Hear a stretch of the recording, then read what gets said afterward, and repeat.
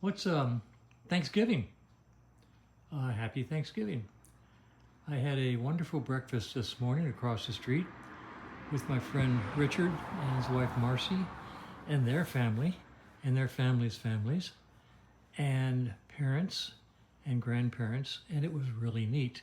I come from a family of 6 boys, 2 girls, and holidays like this were always a raucous festival, running around, telling stories, telling jokes, having fun.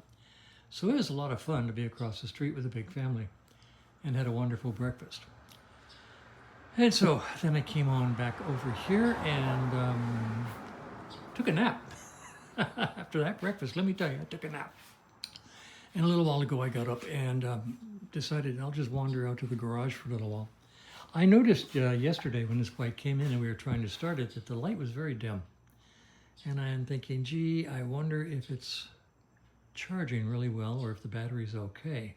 So I just pulled the battery out of the bike. And so I got it out. It goes right here.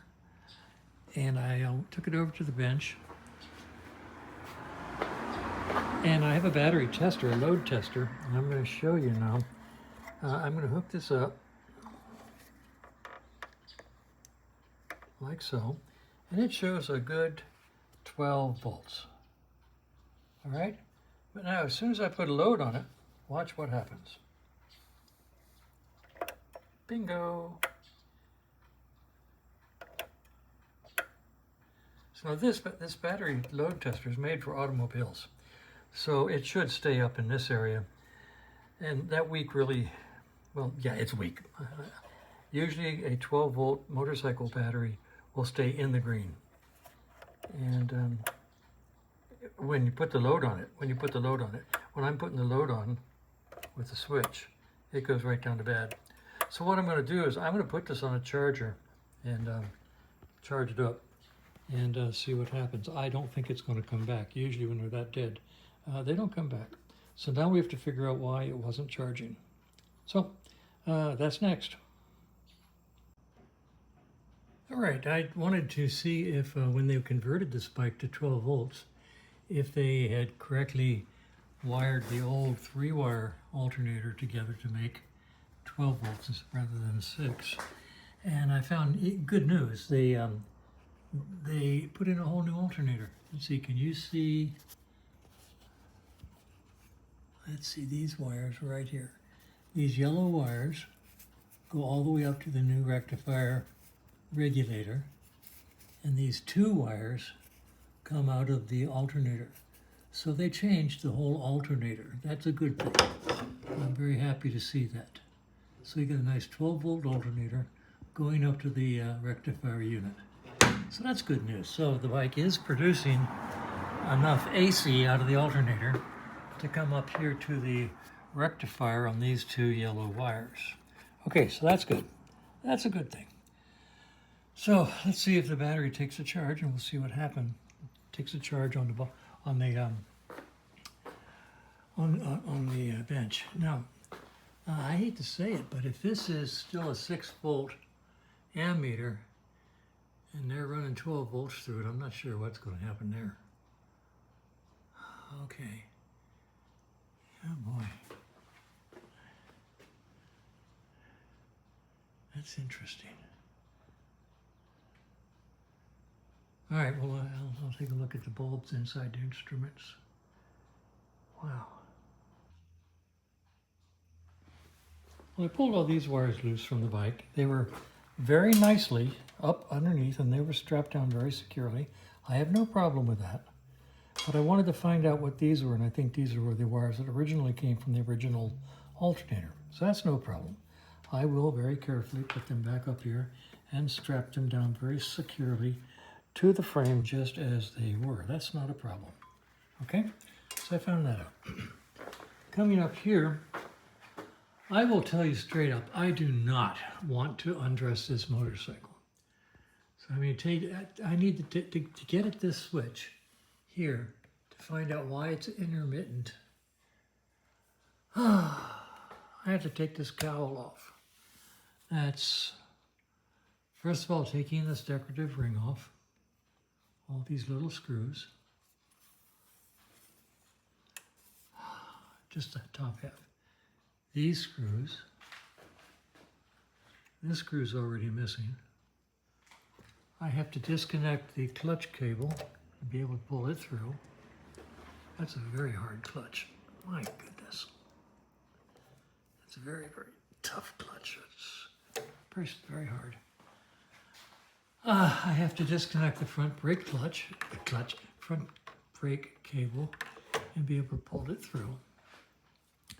At least these are, oh no, they're not open. Yes, it is open. All right, good.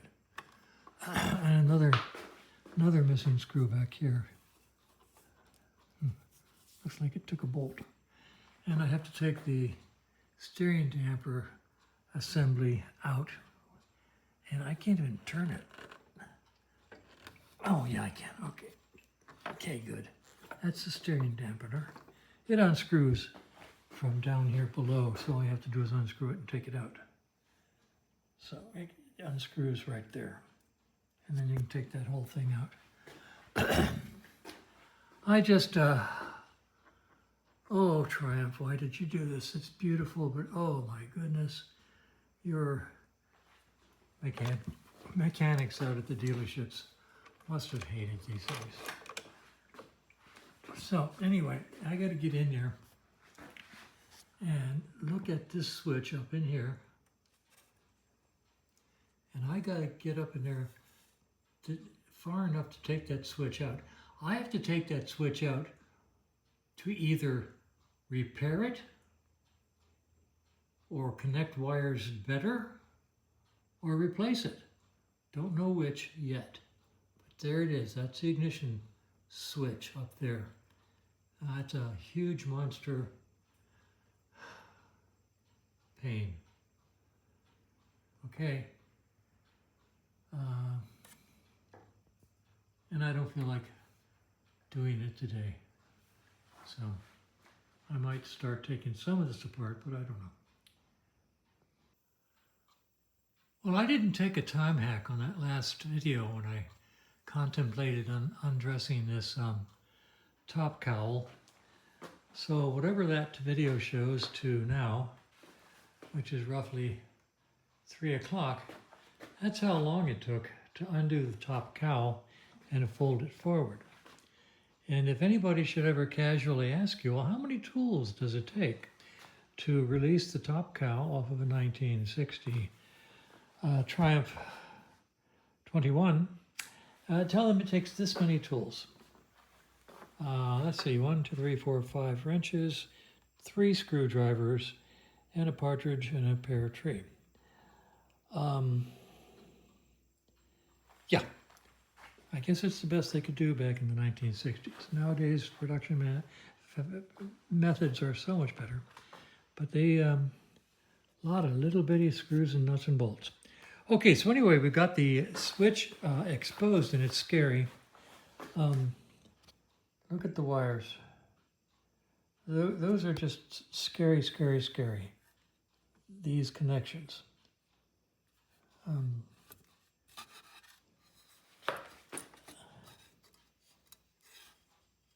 So